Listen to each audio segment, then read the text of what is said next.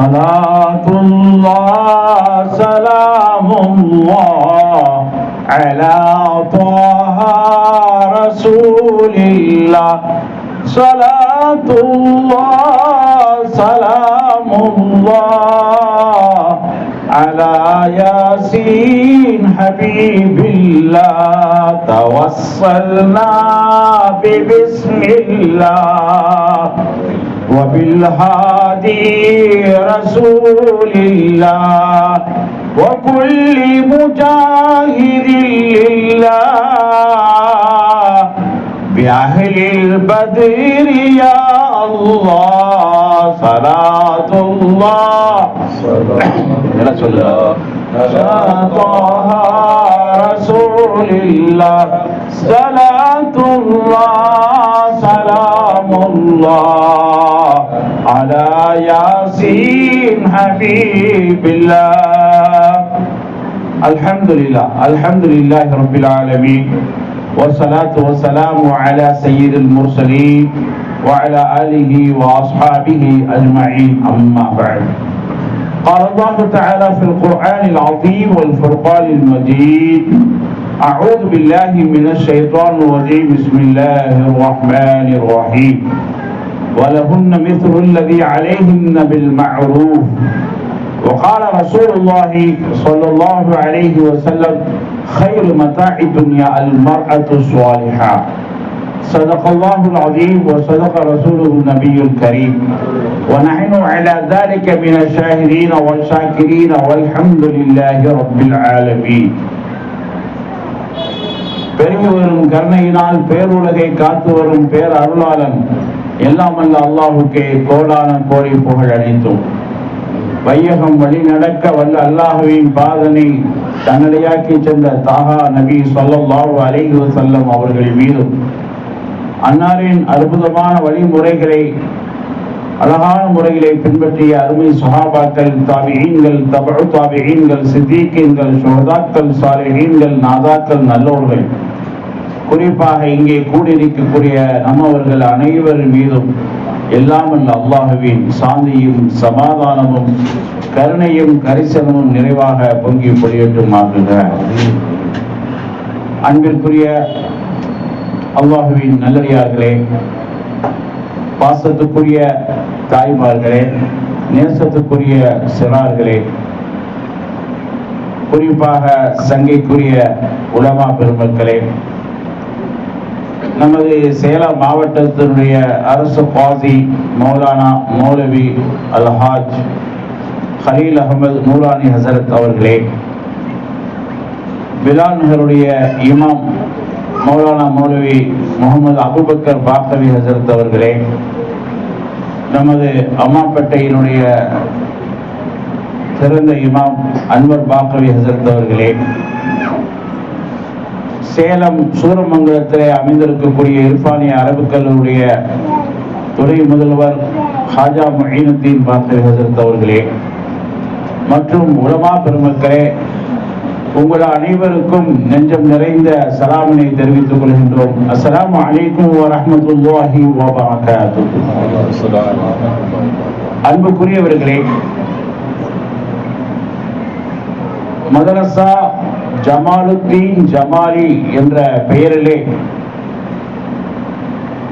மார்க்க ஸ்தாபனம் ஒன்று இன்றைக்கு துவக்கம் பெறுகிறது. அல்ஹம்துலில்லாஹ். அல்லாஹு ஜல்ல ஷானஹு தஆலா இம்மதரசாவை கியாமத்து நாள் வரை நிலைபெறச் செய்வானாக.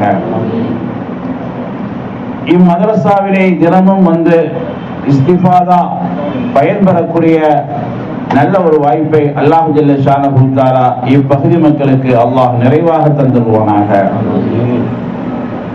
அன்புக்குரியவர்களே, ஆண்களுக்கு எத்தனையோ மதரசாக்கள் நடந்து கொண்டிருக்கின்றன.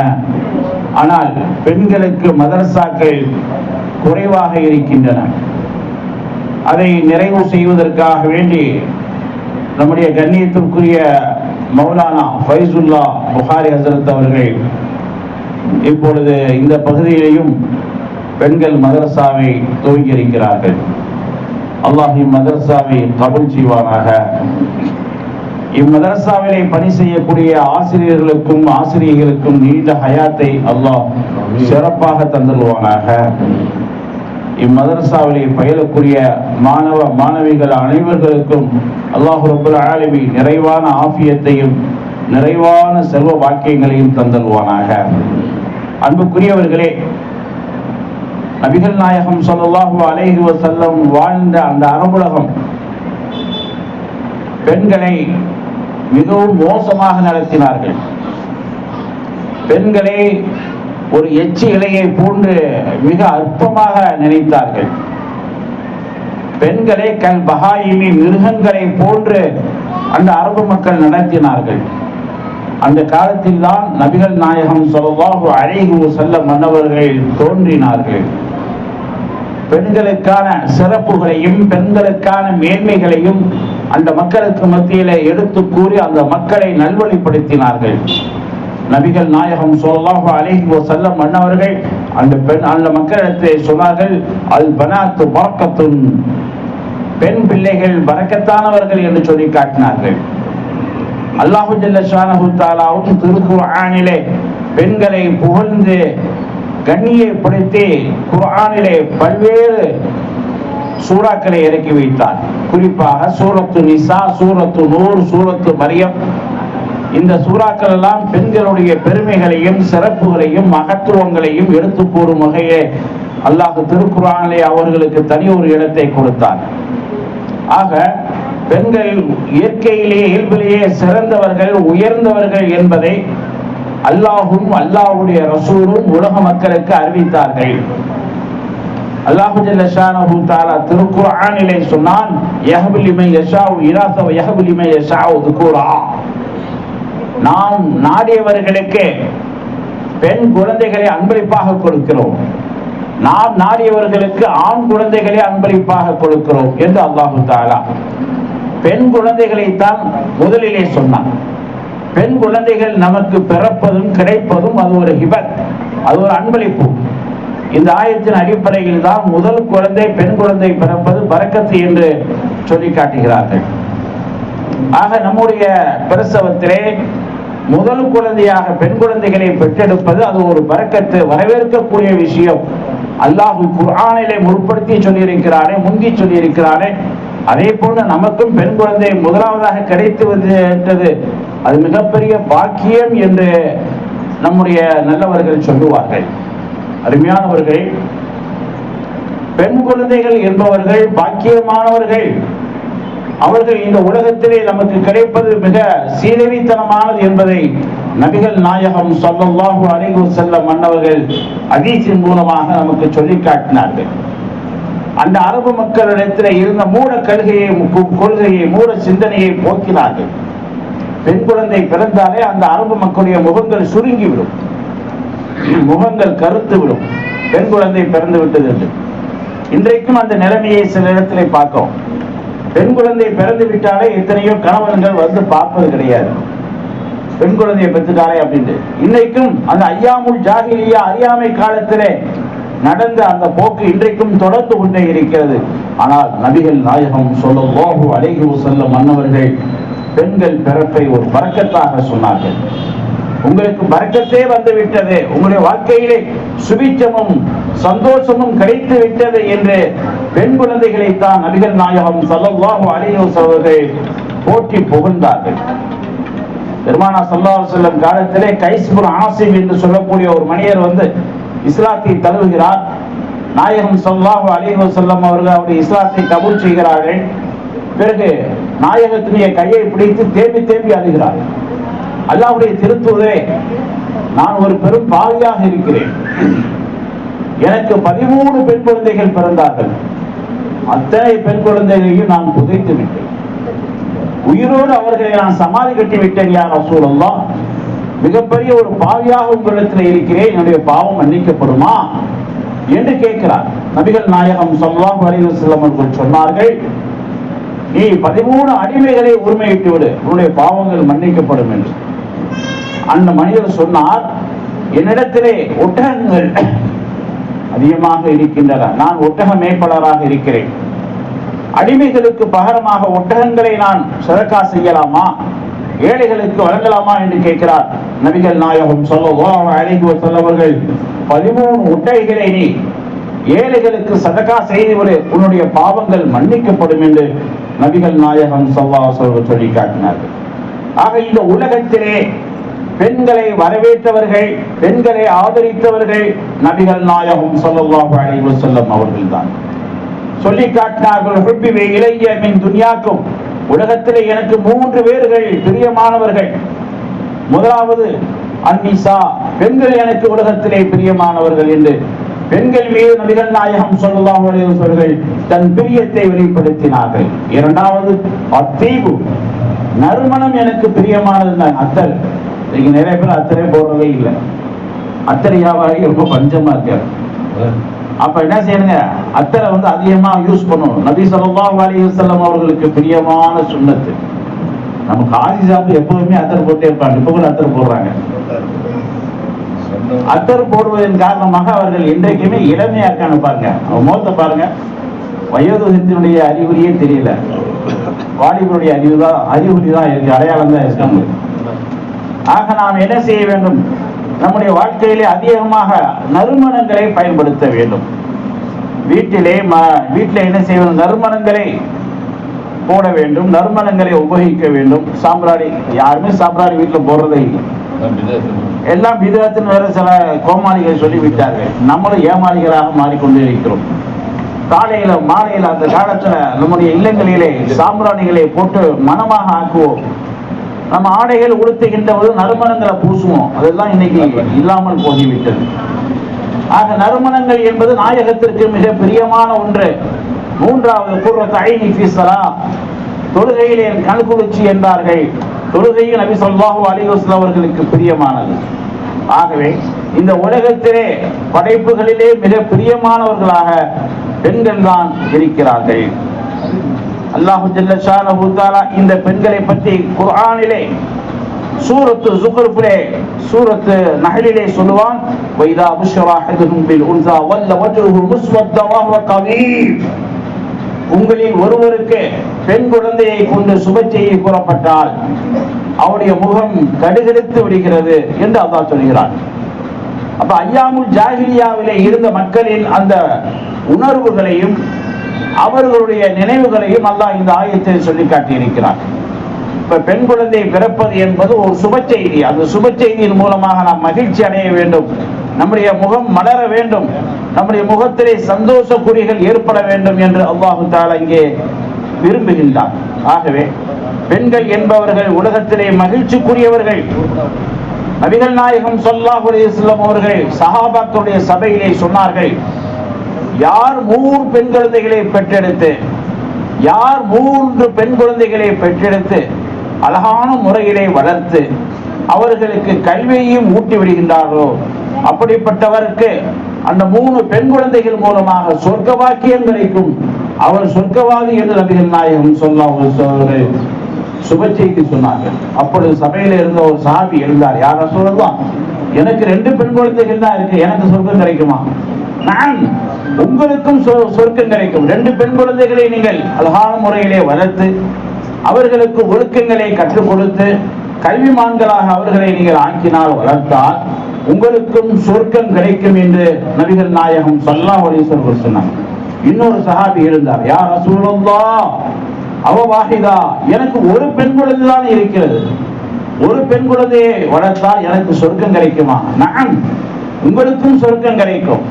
அந்த ஒரு பெண் குழந்தைக்கு நீங்கள் அழகான ஒழுக்கத்தை கற்றுக் கொடுத்து அற்புதமான விளக்கங்களை சொல்லிக் கொடுத்து கல்வி நாணங்களை ஊற்றி நீங்கள் வளர்த்தால் அந்த ஒரு பெண் குழந்தையின் மூலமாக நீங்களும் சொர்க்கவாதிதான் என்று நபிகள் நாயகம் ஸல்லல்லாஹு அலைஹி வஸல்லம் அவர்கள் சான்றிதழ் வழங்கினார்கள்.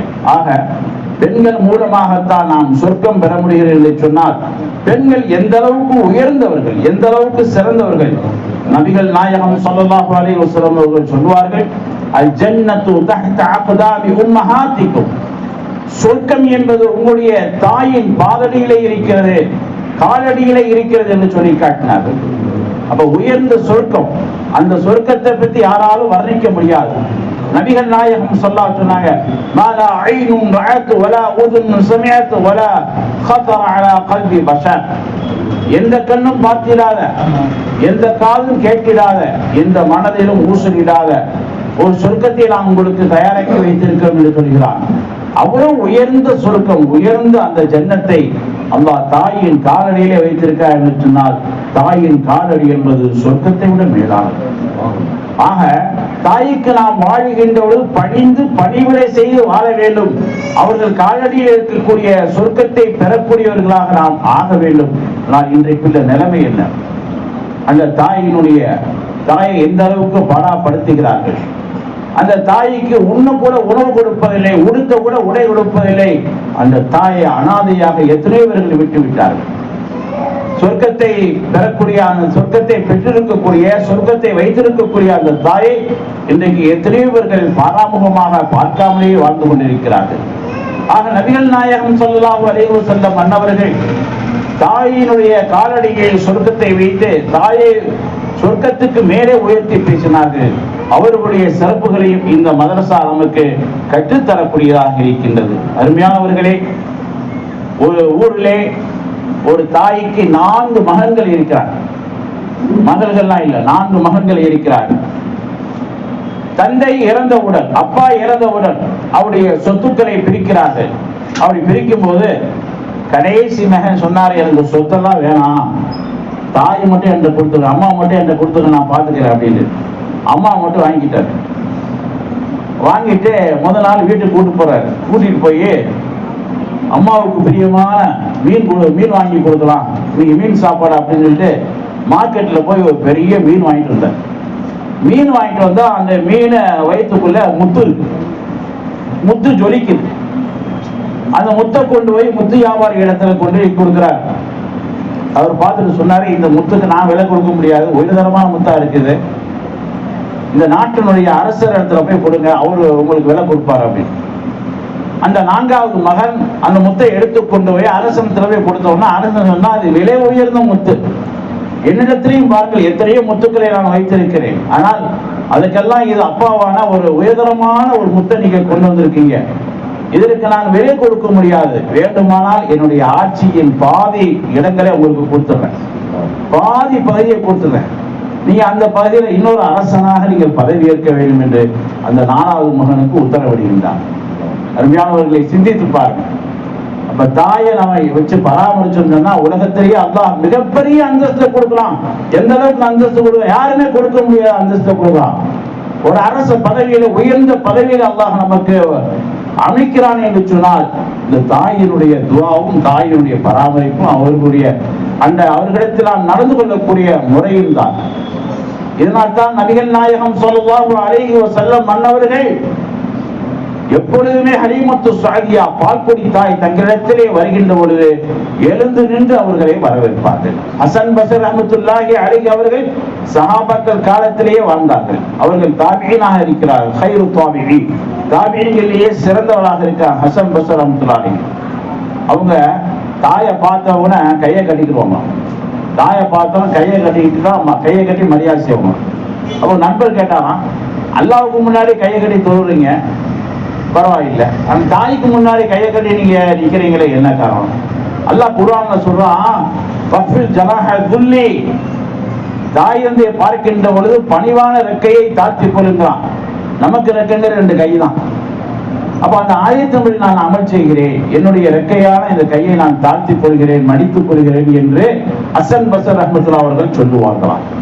ஆக ஒரு தாயினுடைய சிறப்பும் மகத்துவம் எந்த அளவுக்கு இஸ்லாத்திலே சொல்லப்பட்டிருக்கிறது, அந்த நாணங்களை, அந்த அறிவுகளை எல்லாம் இந்த மதரசா உங்களை போதிக்கும், இந்த மதரசா உங்களுக்கு கற்றுக் கொடுக்கும்.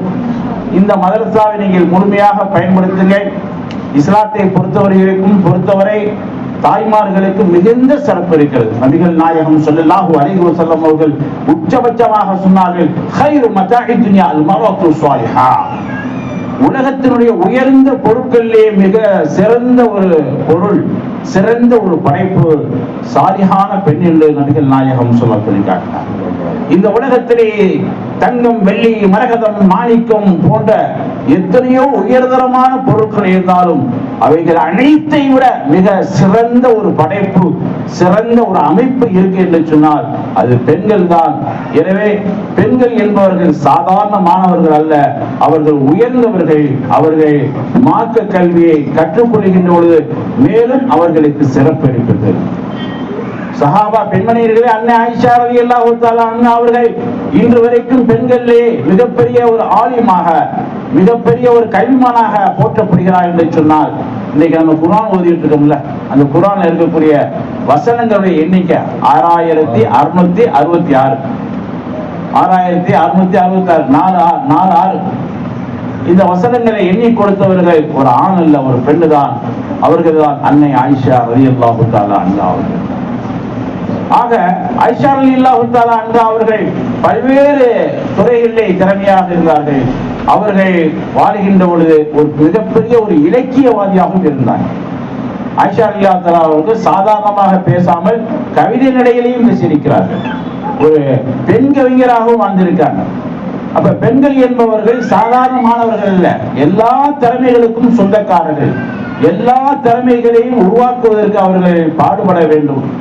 கவிதை துறையிலே, அதே போன்று கல்வித்துறையிலே, பொருளாதார துறையிலே, பொருளாதாரத்தில் எடுத்துக்கொண்டால் உலகத்திலேயே மிகப்பெரிய செல்வந்தராக அன்னை கதீஜா ரலியல்லாஹு அன்ஹா அவர்கள் திகழ்ந்திருக்கிறார்.